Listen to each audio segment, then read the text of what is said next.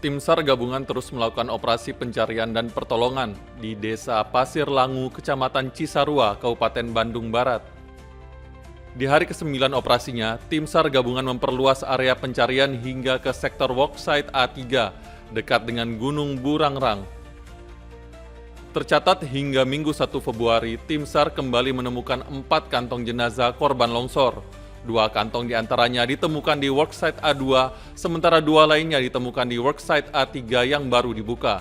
Penemuan ini menunjukkan bahwa perluasan worksite yang dilakukan memberikan hasil positif dalam proses pencarian. Secara keseluruhan hingga sore hari ini, total body packs yang telah berhasil dievakuasi berjumlah 74 body packs. Ade Dian Permana menambahkan, meski cuaca sempat diguyur hujan ringan, kondisi lapangan dinilai masih terkendali dan tidak menghambat jalannya operasi.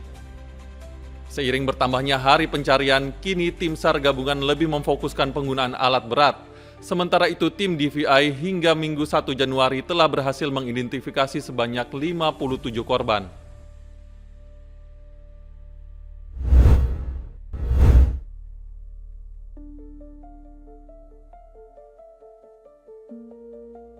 Sirkuit Internasional Pertamina Mandalika mencatat standar waktu terbaik uji ketahanan kendaraan selama 6 jam melaju di lintasan melalui Mandalika 6 Hours of Endurance. Tim dari Razaik Motorsport dengan 4 pembalapnya asal Indonesia dan Malaysia lolos sebagai juara pada kelas 1200 cc dengan rekor tertinggi sebanyak 166 putaran. Sementara tim dari Rea Sianta Racing dengan kombinasi 3 pembalap berhasil menjuarai kelas 1500 cc dengan perolehan 163 putaran. Wakil Presiden Bidang Operasional Mandalika Grand Prix Association atau MGPA, Tri Agung Hartanto mengatakan, konsistensi pembalap serta strategi tim terhadap efisiensi waktu pit line menjadi kunci kemenangan bagi 9 tim yang berlaga.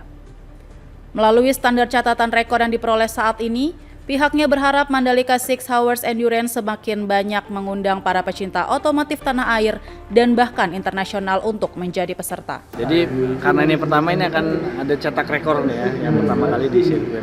Jadi dibagi 2 kelas, 1100, 1200 dan 1500 cc. Jadi aturannya nanti dia 6 jam plus 1 lap. Nanti kita lihat siapa juaranya bisa dilihat di live streaming kita atau di klasmen kita yang ada di TV. Mandalika 6 Hours Endurance menjadi ajang pembuka kalender event otomotif di sirkuit Mandalika di tahun 2026 yang dilangsungkan pada 31 Januari hingga 1 Februari.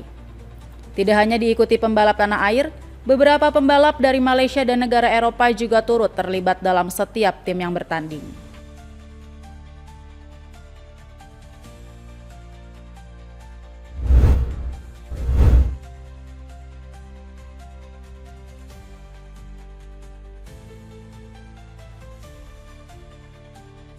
Seperti inilah kemeriahan Festival Thaipusam yang digelar di Batu Caves, Gombak, Selangor, Malaysia pada akhir pekan Minggu 1 Februari 2026.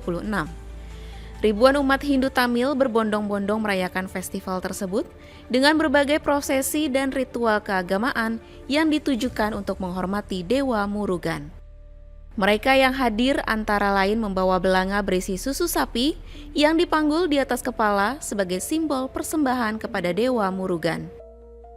Beberapa di antaranya juga melakukan prosesi kavadi sebagai wujud pengorbanan seremonial dan pembersihan dosa.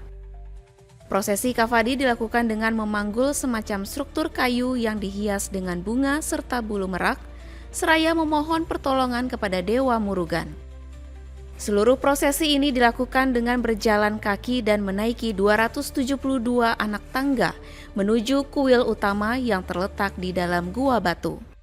Meski dipadati ribuan orang, perayaan Festival Thaipusam berjalan dengan tertib. Festival Thaipusam di Batu Caves, Malaysia merupakan upacara keagamaan yang sangat sakral bagi umat Hindu, khususnya di Malaysia. Melalui perayaan ini, umat Hindu di Malaysia sekaligus memperingati momen ketika Dewi Parwati memberikan tombak kepada Dewa Murugan untuk dapat mengalahkan setan Surapatman. Pihak polisi di Raja Malaysia menugaskan sejumlah personel untuk membantu menciptakan suasana aman dan nyaman selama festival berlangsung. Festival Taipusam sendiri diperingati setiap tahun dengan tanggal yang berbeda-beda, tergantung dari terjadinya bulan purnama pertama dalam kalender Tamil.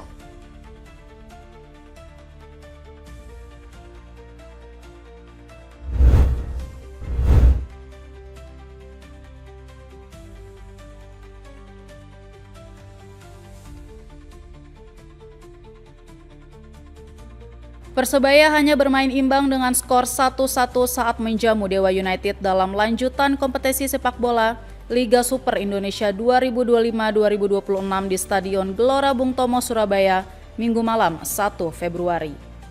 Bajul Ijo unggul lebih dulu melalui gol yang dicetak Francisco Rivera pada menit ke-23. Tim tamu asal Banten kemudian membalasnya melalui sepakan keras gelandang berusia 19 tahun Kaviatur Rizky. Kendati sejak menit ke-37, Banten Warriors harus bermain dengan 10 pemain. Setelah bek Nick Kuipers diganjar kartu merah akibat pelanggaran, tuan rumah Persebaya tidak mampu menambah gol. Proud of my team that they put in also the mentality what we didn't have in the beginning of the season, but now they fought for everything and they put the point there where I think it also belongs, because at the end, for me it's about football and how you can teach teams how to play football. If we win 3 points, I'm very happy. We just win 1 and lose 2 points at home means that we need to work hard because now we're going to play against Bali and Bali have more 2 days to prepare this match than us. Meski meraih hasil seri, Persebaya naik 1 tingkat menempati peringkat kelima klasmen sementara Liga Super Indonesia dengan poin 35. Sedangkan Dewa United dengan poin 24 tetap bertahan di peringkat ke-10.